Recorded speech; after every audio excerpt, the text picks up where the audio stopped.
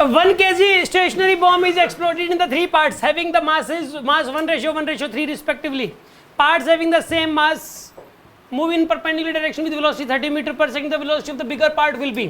सुनो आप, यहाँ पे एक तो ये 1 kg का है, यहाँ पे 1 kg और ये भी 1 kg, ये टोटल 5 kg मान लो.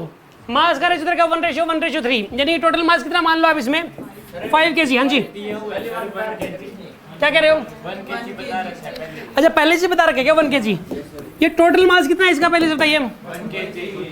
यार वैसे मैं एक बात बताऊं, इसमें मास का कोई यूज नहीं है क्योंकि आखिर में इसने वेलोसिटी पूछी है बिगर पार्ट की.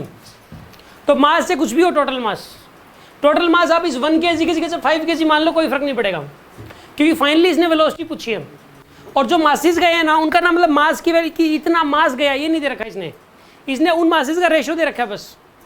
और इस ये दो मास ये इसकी की स्पीड ये तो तीसरे मास की स्पीड बताओ. इस क्वेश्चन में ये मास देने का कोई तुक नहीं बनता, चाहे दे भी दे चाहे ना दे, कोई फर्क नहीं पड़ता इस चीज से. ठीक है ना.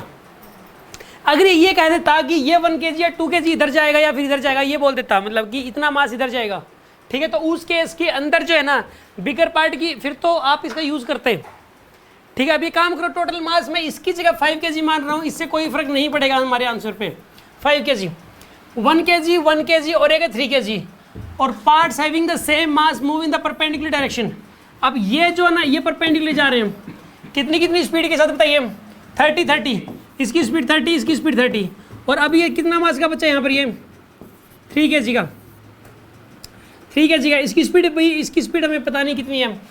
अब एक काम करो, P इनिशियल इक्वल्स टू, एक काम करो यार इन दोनों का मोमेंटम लिख लो यार, इन दोनों का वही इसका मोमेंटम हो जाएगा. फिर जो इन दोनों का जो मोमेंटम है, इन दोनों का मोमेंटम कितना है बताइए यहाँ पे? 30 का स्क्वायर प्लस 30 का स्क्वायर पूरे का. इन दोनों का नेट रिजल्टेंट मोमेंटम कितना आएगा? 30√2. तो इसका मोमेंटम भी कितना होना चाहिए? 30√2. यार इसका मास तो है 3 kg और वेलोसिटी है v और इज इक्वल्स टू v की वैल्यू कितनी आएगी यहाँ पे? तो वेलोसिटी 10√2 आ जाएगी. इसकी वेलोसिटी आएगी 10√2. ए ऑप्शन करेक्ट है. अगर ऐसा क्वेश्चन एग्जाम में आए तो कर लोगे ना यार आप? अगर 3 पीस बने ना एक बड़े पीस के, तो किन्हीं भी 2 का जो रिजल्टेंट मोमेंटम होगा ना वो तीसरे के मोमेंटम के बराबर हो जाएगा बस. यस, ये टॉपिक किसी ने कर रखा हो चाहे ना कर रखा हो, तो ये टाइप ऑफ क्वेश्चन तो माइंड में सेट हो ही गई. आगे बात समझ में आपको? किसी के मन में कोई डाउट?